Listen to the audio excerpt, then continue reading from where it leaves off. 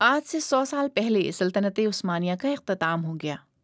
قسطنطنیہ Istanbul میں بدل گیا۔ 600 سال پرانی اسلامی سلطنت نے، جس نے تقریباً تمام جنوبی یورپ، مشرق وسطیٰ اور شمالی افریقہ پر حکمرانی کی، اس نے ایک نئی قوم کو جنم دیا۔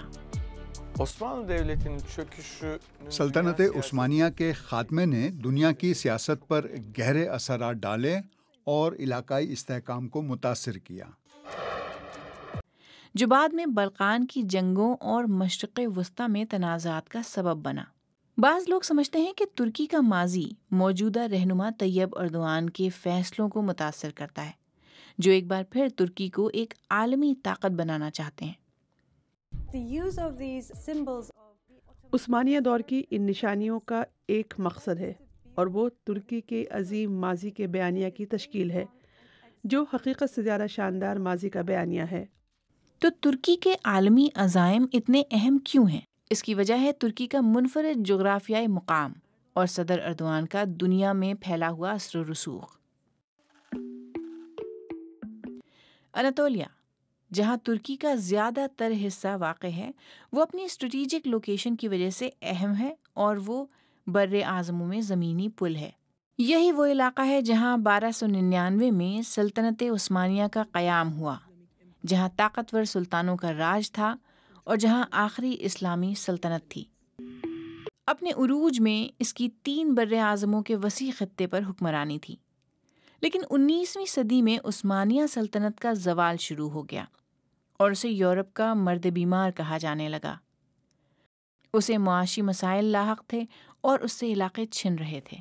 بلقان میں آزادی کی تحریکیں جنم لینے لگیں اور سلطنت ٹوٹنے لگی۔ ٹوٹ پھوٹ کا عمل انتہائی خونی اور ہنگامہ خیز تھا۔ 1916 میں آرمینیائی باشندوں کو سلطنت سے نکالنے پر وسیع پیمانے پر ہلاکتیں ہوئیں، جسے آرمینیائی قتل عام کہہ کر یاد کرتے ہیں۔ ترکی اس الزام کو رد کرتا ہے۔ پہلی جنگ عظیم میں اتحادیوں کی فتح نے سلطنت عثمانیہ کی قسمت کا فیصلہ کر دیا اور زیادہ تر علاقہ اس سے چھین لیا۔ سلطنت عثمانیہ کے خاتمے نے عالمی سیاست پر گہرا اثر ڈالا۔ اس کے خاتمے سے وہ ریاستیں وجود میں آئیں جنہیں آج ہم مشرق وسطیٰ، بلقان اور قفقاز کی قومی ریاستوں کے طور پر جانتے ہیں۔ ترکی کے ایک سلطنت سے قومی ریاست میں تبدیل ہونے کا آغاز ایک قوم پرست فوجی کمانڈر مصطفیٰ کمال نے کیا۔ اس نے سامراجی کنٹرول کو مسترد کر دیا اور 1919 میں ترکی کی جنگ آزادی کا آغاز کیا۔ ان کی فوجی فتوحات کی وجہ سے اس ترکی کی تشکیل ہوئی جسے آج ہم جانتے ہیں۔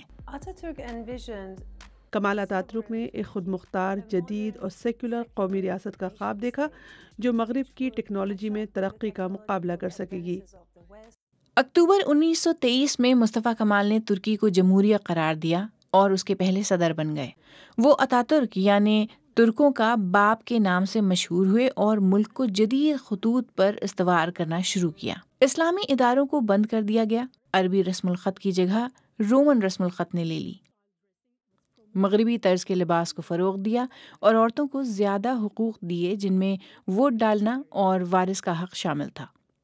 اتاتürk کا 1938 میں انتقال ہو گیا۔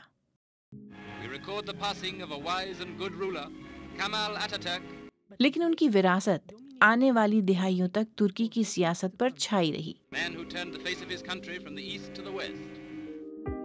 اتاتürk کے بعد بھی ترکی نے مغرب کی جانب قدم بڑھائے رکھا اور 1952 میں نیٹو میں شمولیت اختیار کی۔ سرد جنگ کے دوران ترکی امریکہ کا قریبی اتحادی تھا، جسے سوویت یونین کے لیے اتحاد کے بفر زون کے طور پر دیکھا جاتا تھا۔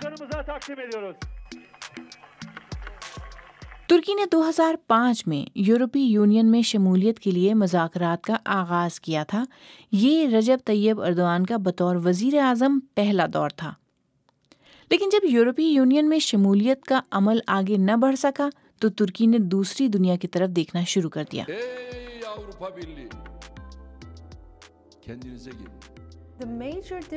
اتاتürk اور صدر اردوان میں سب سے بڑا فرق یہ ہے کہ اردوان ترکی کو یورپی اور مغربی تہذیب کا حصہ نہیں سمجھتے۔ ان کی سوچ کے مطابق ترکی کا تعلق عالم اسلام سے ہے۔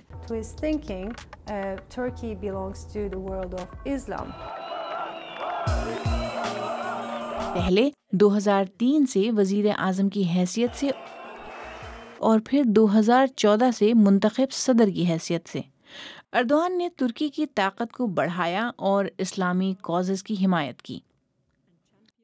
سن 2017 میں انہوں نے اپنے صدارتی انتخابات میں توسیع کے لیے ریفرینڈم میں تھوڑے مارجن سے کامیابی حاصل کی۔ ان کی پالیسیز میں خواتین کے حجاب پہننے پر عائد پابندی ختم کرنا اور آیا صوفیہ کو میوزیم سے مسجد میں تبدیل کرنا ہے۔ عثمانیہ دور میں آیا صوفیہ ایک مسجد تھی، لیکن اتا ترک نے اسے اپنی سیکولر جمہوریہ کی نشانی کے طور پر ایک عجائب گھر میں بدل دیا تھا۔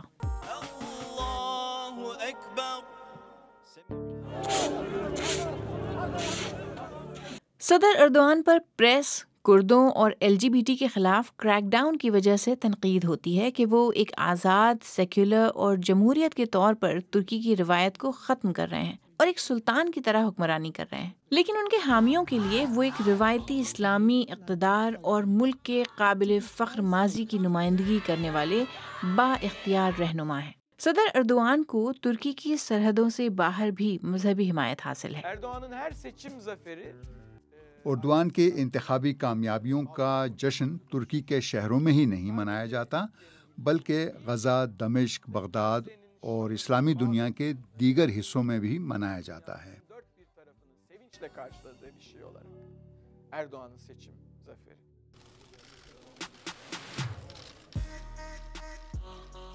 ان کی صدارتی طاقت اور مسلم دنیا میں بڑھتی ہوئی مقبولیت نے اردوان کو عالمی سطح پر زیادہ با اثر بنا دیا ہے۔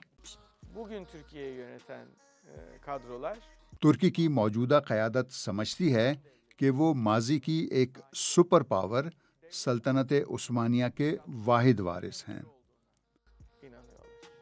یورپ، ایشیا اور افریقہ کے چوراہے پر واقع ترکی کی جغرافیائی حیثیت اس کے اثر و رسوخ میں اہم کردار ادا کرتی ہے۔ اس کا سمندری گزرگاہوں پر کنٹرول ہے۔ یہ قدرتی گیس اور تیل کو عالمی منڈیوں سے جوڑنے کے لیے ایک ٹرانزٹ ملک ہے۔ ترکی جغرافیائی طور پر تنازعات والے علاقوں سے جڑا ہوا ہے۔ شام میں خانہ جنگی ہے، لیبیا میں افراتفری ہے، ناگورنو کاراباخ میں کشیدگی اور یوکرین اور مشرق وسطیٰ میں جاری جنگ۔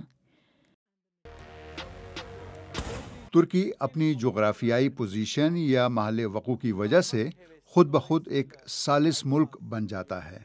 اردوان انتظامیہ ترکی کی اس حیثیت سے فائدہ اٹھانا چاہتی ہے۔ صدر اردوان کے یوکرین کے صدر زیلنسکی اور روس کے صدر پوتن کے ساتھ قریبی تعلقات ہیں۔ انہوں نے یوکرین اور روس کی جنگ میں ثالث کا کردار ادا کیا ہے اور ان کی مداخلت سے یوکرین اور روس میں اناج کی ایکسپورٹ کا معاہدہ طے پایا تھا، اور اکتوبر 2023 میں صدر اردوان نے اسرائیل فلسطین تنازع میں ثالثی کی پیشکش کی۔